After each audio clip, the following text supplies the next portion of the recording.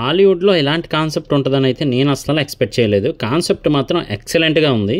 కాకపోతే మెయిన్ కాన్సెప్ట్లోకి వెళ్ళే ముందు అయితే మాత్రం మనకి చాలా ల్యాగ్ అనేది చూపిస్తారు మూవీలో. సరే, ఈ కాన్సెప్ట్లోకి వెళ్ళిపోదాం. వెళ్ళే ముందు కొత్తగా మన ఛానల్ చూస్తే ప్లీజ్ సబ్స్క్రైబ్ చేసుకోండి, అలాగే వీడియోని లైక్ చేయండి. విలన్ అనమాట తను చావాల్సింది తన చావును తప్పించుకొని అమాయకులను అయితే చంపుతూ ఉంటాడనమాట. అది చంపేది కూడా వెరైటీగా చెవి దగ్గరకు వచ్చి ఒక మంత్రం అయితే చెప్తాడు. ఆ మంత్రం వినగానే వాళ్ళే పొడుచుకొని చచ్చిపోతారనమాట. ఆ లిస్టులోకి మొత్తానికి హీరో హీరోయిన్ అయితే వస్తారు. దానికి రీజన్ కూడా చెప్తాను. సో మొత్తానికి వాళ్ళిద్దరిని కూడా చంపేస్తాడు. అసలు స్టోరీ అక్కడ స్టార్ట్ అవుతుంది అనమాట. చనిపోయిన తర్వాత మనిషి స్వర్గానికి లేదా నరకానికి వెళ్లే ముందు, ఆత్మకి శాంతి కలిగే ముందు కాకి అయితే ఆ ఆత్మను తీసుకొని వెళ్తుందనమాట. అంటే స్వర్గానికి వెళ్ళాలా నరకానికి వెళ్ళాలా అని. కానీ ఇక్కడ ట్విస్ట్ ఏంటి అంటే హీరో నిజానికి బతకడానికి ఇంకా చాలా సంవత్సరాలు ఉన్నప్పటికీ ఆ విలన్ అయితే చంపేస్తాడనమాట. చంపేయటం వల్ల ఆ కాకి ఒక ఛాన్స్ ఇస్తుంది. ఏంటి అంటే, ఒకటి, నువ్వు స్వర్గానికి నరకానికి వెళ్లే ముందు అమాయకులను చంపి వాళ్ళ ఆత్మలను ఇక్కడ పంపిస్తున్న వాళ్ళకి చంపే ఛాన్స్ నీకు ఇస్తానన్నట్టు అయితే చెప్తుంది అనమాట. మరి హీరోకి మాత్రమే ఎందుకు ఈ ఛాన్స్ అంటే అతను హీరో కాబట్టి అనుకోవద్దు. హీరో హీరోయిన్ గాఢంగా ప్రేమించుకుంటారనమాట. సో అందుకని ఆ అమ్మాయిని చంపి పాతాళలోకానికి పంపించేస్తాడు విలను. ఆ అమ్మాయిని విడుదల చేసే ఒక్క ఛాన్స్ హీరోకి మాత్రమే ఉంటుంది. ఎందుకంటే ఆ అమ్మాయి అంత గాఢంగా ప్రేమిస్తుంది కాబట్టి.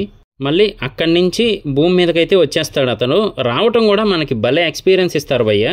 వచ్చిన తర్వాత అతన్ని చంపే మధ్యలో ఎంతోమంది రౌడీలు హీరోని కాలుస్తారు, అలాగే కత్తులతో నరుకుతారు. కానీ ఏం అవ్వదు. మళ్ళీ అదంతా క్యూర్ అయిపోయి నార్మల్ పర్సన్లా అయిపోతూ ఉంటాడు అప్పటికప్పుడే. అన్నిసార్లు చావడం వల్ల ఫైనల్ స్టేజ్ అయితే వచ్చేస్తుంది అనమాట. ఏంటి అంటే, ఈసారి నువ్వు చచ్చినట్టయితే శాశ్వతంగా చనిపోతావు, స్వర్గానికి వెళ్ళిపోతావు అని క్లియర్గా అక్కడున్న కాకి అలాగే ఒక పర్సన్ ఉంటాడనమాట. ఆ పర్సన్ చెప్పేస్తాడు. హీరోయిన్ని విడిపించాలి అంటే పాతాళ లోకానికి వెళ్ళాలి. సో పాతాళ లోకానికి వెళ్ళిన తర్వాత నువ్వైతే ఇక పైకి రావు, అక్కడే ఉండిపోతావు అని అయితే చెప్తారు. కానీ తనకి విముక్తి కలిగితే చాలు, ఆ జ్ఞాపకాలతో నేను ఏ లోకంలో అయినా పర్లేదు అని అయితే ఉండిపోతాడు. సో మరి మొత్తానికి విలన్ని చంపాడా లేదా, అసలు ఏం జరిగింది అనేది స్టోరీ. కానీ ఈ స్టోరీలోకి వెళ్లే ముందు మనకైతే ఫస్ట్ అంతా కూడా చూపించేది ఏంటి అంటే, హీరో అంతకుముందు లైఫ్ ఎలా ఉండేది, అలాగే హీరోయిన్ లైఫ్ ఎలా ఉండేది, మరి తనెందుకు చనిపోవాల్సి వచ్చింది, మరి విలన్ అమాయకుల్ని చంపుతూ మొత్తానికి అమరత్వాన్ని పొందగలిగాడా లేదా హీరో ఈ లోపే వచ్చి చంపేశాడా, అసలు ఏం జరిగింది అనేది స్టోరీగా అయితే తీసుకెళ్తారనమాట. సినిమా అయితే ఫస్ట్ అంతా కూడా మనకు చాలా స్లోగా వెళ్తూ ఉంటుంది. తర్వాత మనకి మెయిన్ మ్యాటర్లోకి వెళ్ళాక కొంచెం స్పీడప్ అయితే చేస్తారు. కానీ ఓవరాల్గా అయితే మాత్రం లాగీగా వెళ్తూ ఉంటుందన్నమాట. ఇదైతే లయన్స్ గేట్ అనే ఓటీటీ ప్లాట్ఫామ్లో అవైలబుల్గా ఉంది. చూడకపోతే మాత్రం ఒకసారి చూడడానికి ట్రై చేయండి. కాకపోతే ఏ రేటెడ్ అనమాట. దీంట్లో సెక్చువల్ కంటెంట్ అలాగే హింస కూడా ఎక్కువగా ఉంటుంది.